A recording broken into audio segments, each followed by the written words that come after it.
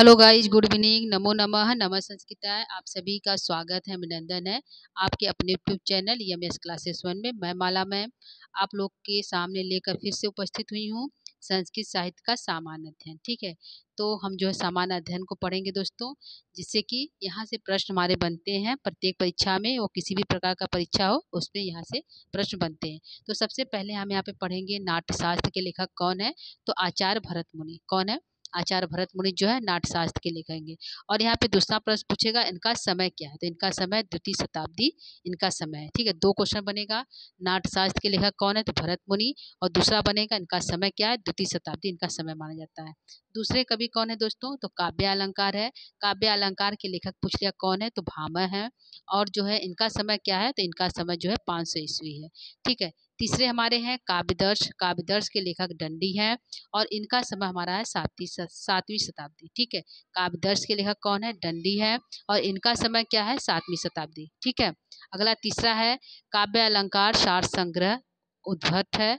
जो है कौन है, तो उद्भट है। कौन है दोस्तों, काव्य अलंकार सार जो है काव्य अलंकार सार संग्रह के लेखक कौन है, तो उद्भट है और इनका समय 8वीं शताब्दी उत्तरार्ध। ठीक है, तो चार हमारे हो गए जो इम्पोर्टेंट है, सभी सभी कवि जो इम्पोर्टेंट है। ठीक है, आगे हमारे हैं काव्य अलंकार सूत्र कौन है, तो काव्य अलंकार सूत्र के लेखक जो है वामन है। ठीक है, यहाँ पे है काव्य अलंकार संग्रह तो उद्भट है। यहाँ पे काव्य अलंकार सूत्र है तो भामह है। इनका समय क्या है दोस्तों, तो इनका समय है 800 से 850 ईस्वी के लगभग। ठीक है, तो 800 से 850 ईस्वी के लगभग जो है इनका समय माना जाता है।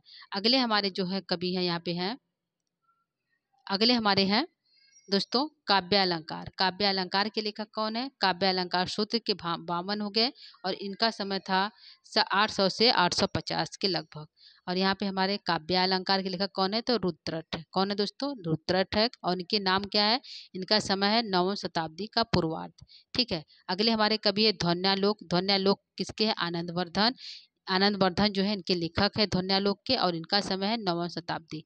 ठीक है, और काव्य मीमांसा राजशेखर की रचना है और इनका समय है जो है 10वीं शताब्दी। ठीक है, और अभिधा वृत्ति मातृका मुकुल भट्ट है और इनका समय हमारा है 7वीं शताब्दी का पूर्वार्ध। ठीक है, तो हमारे यहाँ पे इम्पोर्टेंट है जैसे ध्वन्यालोक हो गए, काव्य मीमांसा जो है, काव्य अलंकार और जो है काव्य अलंकार सूत्र, यह सभी कवि जो है इम्पोर्टेंट है। ठीक है, तो इनको आप लोग थोड़ा सा ध्यान से पढ़ लीजिएगा। ठीक है दोस्तों, तो आगे हम बढ़ते हैं। आगे हमारा है कि काव्य कौतुक किसका है, तो भट्टतोल का है जो 10वीं शताब्दी का समय माना जाता है। यहाँ पे 10 रूपक है, यह सबसे इम्पोर्टेंट है। 10 रूपक के लेखक कौन है, धनंजय और धनिक है। ठीक है, धनंजय और धनिक दो भाई हैं दोस्तों, उन दोनों ने मिलकर 10 रूपक की रचना की। ठीक है, और 10 रूपक का समय क्या है, तो 10वीं शताब्दी का उत्तरार्ध माना जाता है। और जो है पूछेगा 10 रूपक के लेखक कौन है, तो धनक और धनंजय। धनंजय जो है 10 रूपक के लेखक हैं और जो है इनका समय 10वीं शताब्दी का उत्तरार्ध है। ठीक है, अगले हमारे हैं अभिनव भारती।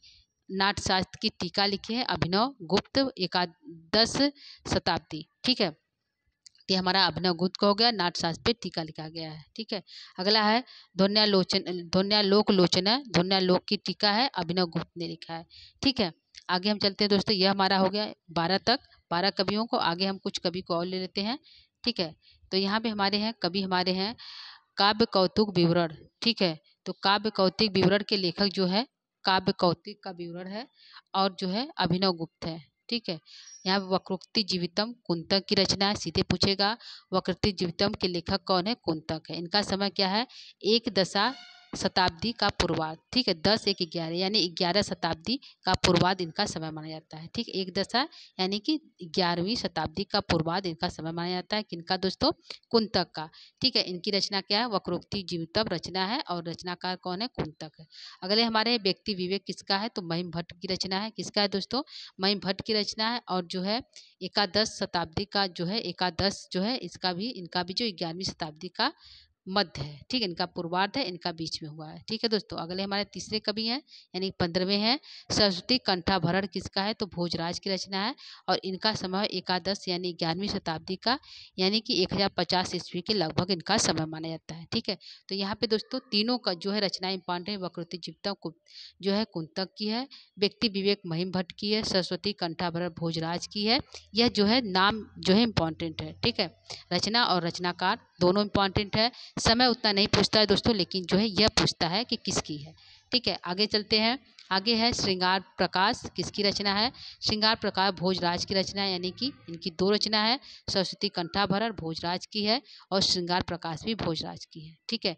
अगला है औचित्य विचार चर्चा, यानी कि औचित्य किसकी है, छेमेंद्र की है, ठीक है। इनका समय है एकादश शताब्दी का उत्तरार्ध, यानी 11वीं शताब्दी का उत्तरार्ध माना जाता है। किनका दोस्तों, छेमेंद्र का।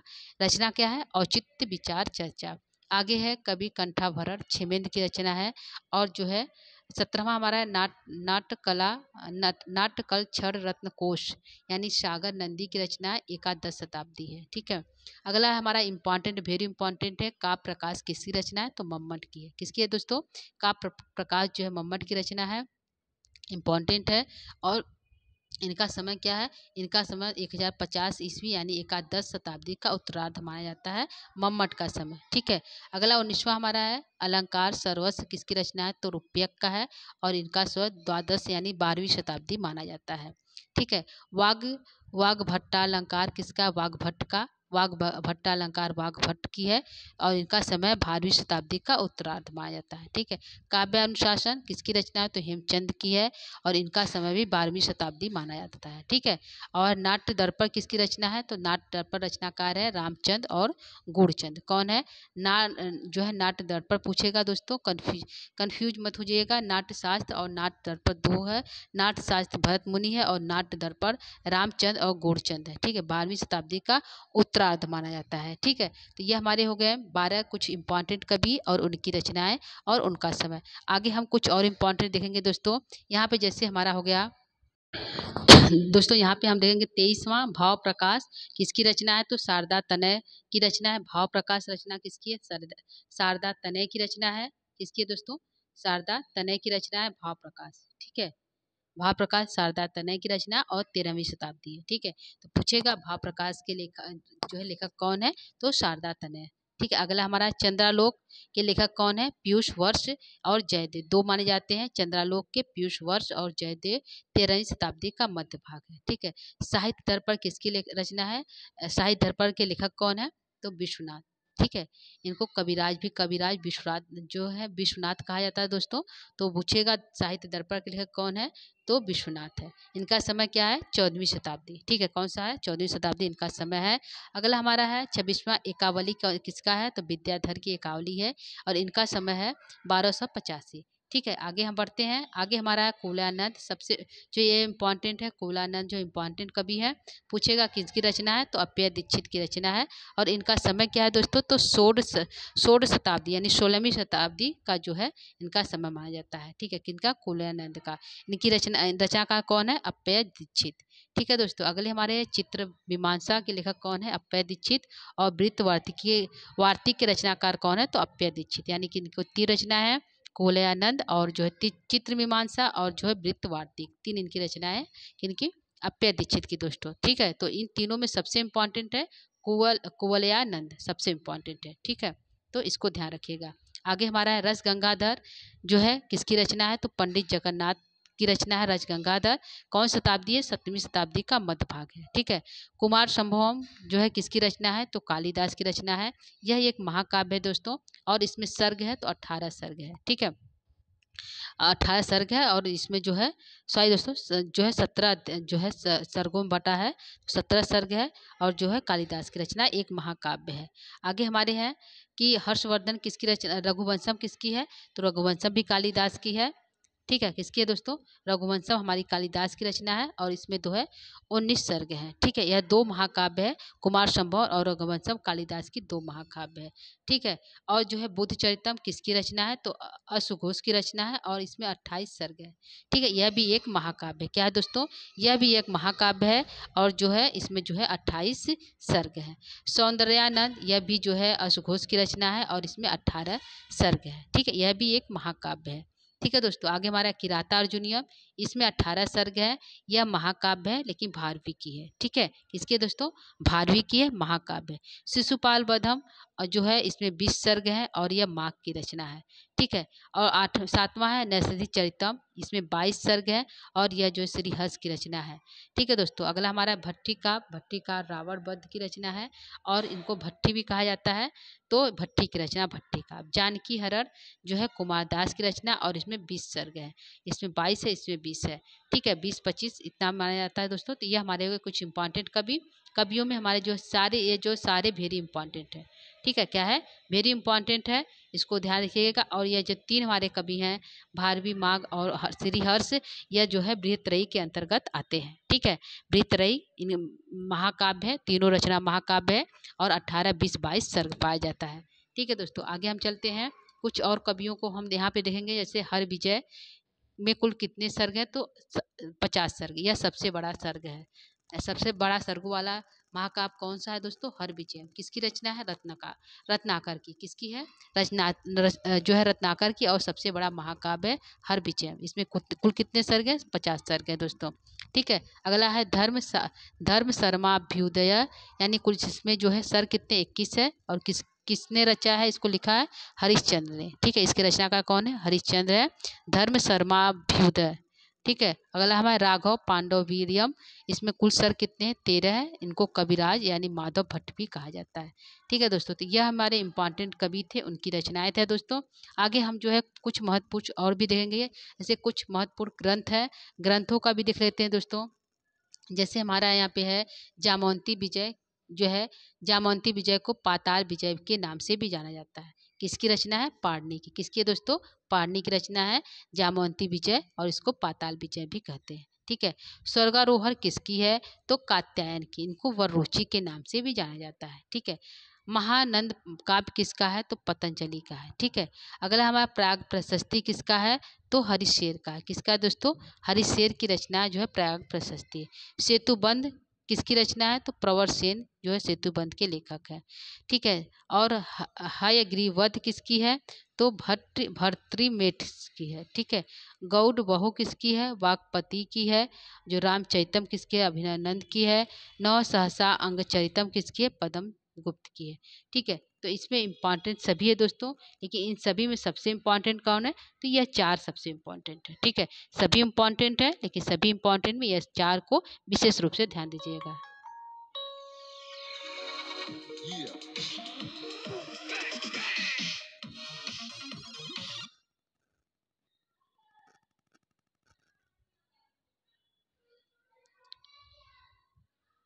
ठीक है दोस्तों, आगे हम चलते हैं। इन चारों को विशेष रूप से ध्यान दीजिएगा जिसको हम बताए हैं। आगे कुछ कवि हम और लेते हैं, जैसे हमारे हो गए कुछ कवि हमारे और हैं, जैसे अभिनव नंद, पद्म गुप्त, और जो है यहाँ पे नर नारायण नंद है। और जो है सेतु काव्य किसकी है? तो मात्रगुप्त की है। कादम्बरी सार किसकी? तो अभिनंदन की है। रामायण मंजरी किसकी है? तो क्षेमेंद्र की। यह इंपॉर्टेंट है। ठीक है, रामायण मंजरी किसकी रचना है? क्षेमेंद्र की है। ठीक है, सबसे ज़्यादा पूछा जाता है रामायण मंजरी किसकी है? तो क्षेमेंद्र की है। और भारत मंजरी किसकी है? तो यह भी जो है भारत मंजरी और रामायण मंजरी किसकी है? तो दोनों रचनाएं क्षेमेंद्र की है। ठीक है, आगे हमारे कवि हैं विक्रमादेव चरितम किसकी रचना है? तो बिल्हड़ की। यह भी वेरी इंपॉर्टेंट है। विक्रमांग देव चरित किसकी है? बिल्हड़ की है, जो कश्मीर के लेखक है। क्षेमेंद्र, बिल्हड़, मखंग, यह सभी कबीर की रचना है। श्रीकंठ चरितम किसकी रचना है? मखंग की रचना है, कश्मीर में पाया जाता है, कश्मीर के कवि हैं। राजतंगरी के लेखक कौन है दोस्तों? तो कल्हड़ है, यह भी कश्मीर के लेखक है। ठीक है, सबसे बहुत इंपॉर्टेंट, बहुत बार पूछा गया राजतंगरी के लेखक कौन है? तो कल्हड़ है। ठीक है, जातक माला जो है आर्यशूर बौद्ध कवि जो थे, आर्यशूर उनकी रचना है जातक माला। यह रचना ही जातक माला बौद्ध धर्म से संबंधित है। ठीक है, ये हमारा हो गया 20 कवियों का जो है परिचय और उनकी रचनाएं। गुरु गोविंद सिंह महाकाव्य जो है, महाकाव्य किसकी रचना है? तो सत्यव्रत शास्त्री की रचना, डॉक्टर सत्यव्रत शास्त्री की रचना है गुरु गोविंद सिंह महाकाव्य। सीता चरितम के लेखक कौन है? डॉक्टर रेवा प्रसाद द्विवेदी हैं।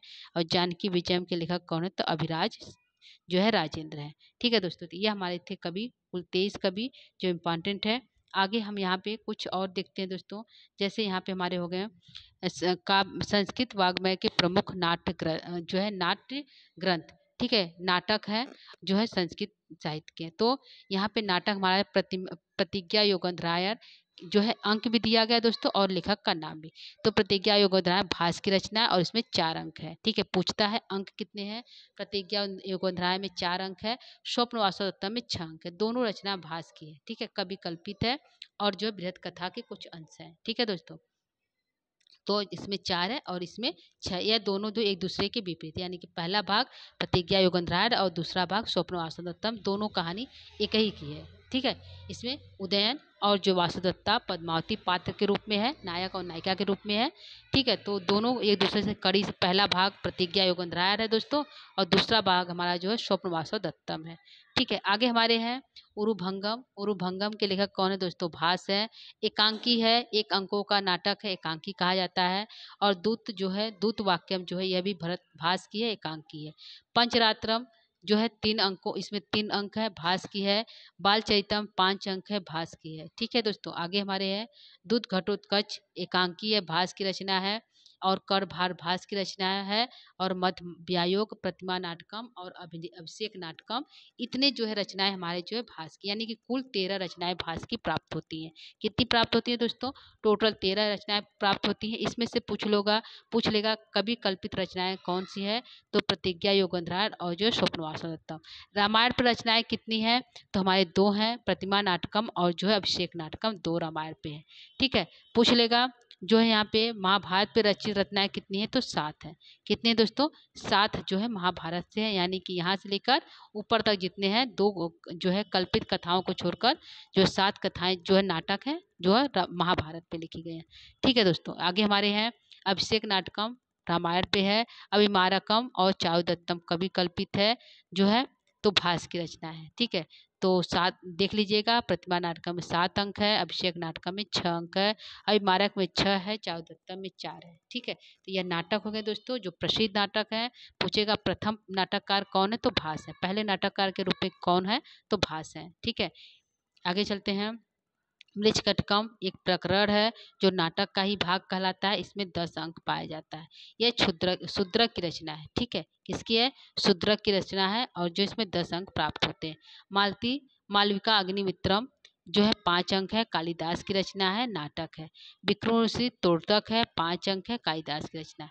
अभिज्ञान शाकुंतलम नाटक है, कालिदास के 7 अंक है। मुद्रा राजसम जो है 7 अंक है और विशाख दत्त की रचना है। प्रियदर्शिका एक नाटिका है और हर्षवर्धन की है। ठीक, किसकी है? प्रियदर्शिका नाटिका और हर्षवर्धन की रचना है। ठीक है दोस्तों, तो ये हमारा था जो है सामान्य कुछ प्रश्न उत्तर, या हमें जो है आप लोग के लिए इम्पोर्टेंट था, तो इसको हम लेकर यहाँ पे उपस्थित हुए थे दोस्तों। यहाँ पे कुछ हम और देख लेते हैं, थोड़ा सा और देख लेते हैं कुछ कवि और उनकी रचनाएं। ठीक है, जैसे रत्नावली नाटिका है, किसकी? हर्षवर्धन की। ठीक है, नागानंद किसकी है? 5 अंक है, हर्षवर्धन की। बेड़ी संहार जो है भट्ट नारायण की है और जो है क्या है? नाटक है। ठीक है, तो यह रत्नावली और नागानंद जो है हर्षवर्धन की रचना है, जो राजा थे। और जो बेड़ी संहारम भट्ट नारायण की रचना है। मालती माधव एक प्रकरण है और जो भवभूति की रचना है, 10 अंक प्राप्त होता है, 10 प्रकरण प्राप्त होता है। महावीर चरितम 7 अंक है, भवभूति की है। उत्तरराम चरितम 7 अंक है, भवभूति की है। इन तीनों में सबसे इम्पोर्टेंट है उत्तरराम चरितम का है, जो है राम और सीता पे पिरोया गया है, लिखा गया है। ठीक है दोस्तों, तो यह जो है रचनाएं हैं। सारीपुत्र प्रक्रम जो है प्रकरण है और अश्वघोष की रचना है। ठीक है, कितने अंक है? 9 अंक है। अनर्घव राघव मुरारी की रचना है। बाल रामायण चरितम महाकाव्य जो है राजशेखर की रचना है। बाल भारतम प्रचंड पांडव जो है राजशेखर की। ठीक है दोस्तों, तो यह रचना इंपॉर्टेंट है। थोड़ा सा और देख लेते हैं। नीचे हमारे हैं बाल रामायण महाकाव्य राजशेखर का। भारत बाल रामायण जो है प्रचंड पांडवों का है। विध्वंस साल मंजिका नाटिका है राजशेखर का। कपूर मंजरी सट्टक है राजशेखर का, कुंदनमाला कुंदमाला दिंगनाथ की है, और प्रबोध चंद्रोदय जो है कृष्ण मिश्र की रचना है दोस्तों, और प्रसन्न राघव जो है जयदेव की रचना है। ठीक है, तो यह इंपॉर्टेंट क्वेश्चन था दोस्तों। तो यहाँ पे जो है कुछ और बचे हुए हैं, उनको भी हम देखकर क्लास को यहीं पे हम समाप्त कर देंगे। ठीक है, तो यहाँ पे हमारा मुकुट तारिका किसकी है, बाणभट्ट की रचना है। मंदार मंजरी किसका है, विश्वेश्वर पांडे की है। शिवराज विजय अंबिका दत्त व्यास की ऐतिहासिक उपन्यास, प्रथम ऐतिहासिक उपन्यास पूछेगा, प्रथम ऐतिहासिक उपन्यास कौन है, शिवराज विजय में। ठीक है, प्रबंध मंजरी किसकी है, हरिकेश भट्टाचार्य की है। कथा पंचकम किसकी है, तो पंडित क्षमाराव की है। ग्राम ज्योति किसकी है, पंडित क्षमाराव की है। और जो है कथा मुक्तावली किसकी है, पंडित क्षमा राव की है। ठीक है, तो यह जो है 5 रचनाएं जो है, 4 रचनाएं जो है 3 रचनाएं दोस्तों पंडित क्षमाराव की है। ठीक है, कथा पंचकम, ग्राम ज्योति और कथा मुक्तावली। ठीक है दोस्तों, आगे देखते हैं। तो 4 कवि हमारे और बचे हैं दोस्तों, उसको भी ले लेते हैं। जैसे यहाँ पे हमारा हो गया कथा मुक्तावली किसकी रचना है, तो पंडित क्षमाराव की रचना है।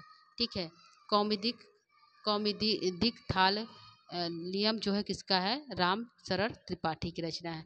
तिलक मंजरी के लेखक कौन है, तो धनपाल है। इंपॉर्टेंट दोस्तों, तिलक मंजरी के लेखक कौन है, धनपाल है।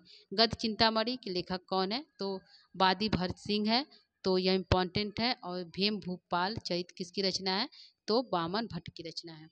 ठीक है, तो यहाँ पे देख लीजिएगा दोस्तों, गांधी चरितम किसने लिखा, चारुदेव शास्त्री ने लिखा, रामचरितम देव विजय शास्त्री में। ठीक है, तो यह इंपॉर्टेंट जो हमारी रचनाएं हैं दोस्तों, कल हम इसके नीचे के जो है क्लास को कल फिर से देखेंगे दोस्तों, आगे देखेंगे। आज के लिए इतना ही बहुत है। ठीक है दोस्तों, तो आज का क्लास जो है आप लोगों को कैसा लगा दोस्तों, यदि अच्छा लगा, समझ में आ रहा है, तो आप कमेंट इत्यादि जो है सब्सक्राइब इत्यादि कर दीजिएगा। ठीक है दोस्तों, तो आज के लिए इतना ही। ठीक है, तो आज के क्लास को यहीं पर समाप्त करते हैं दोस्तों। नमो नमः, नमः संस्कृताय, धन्यवाद।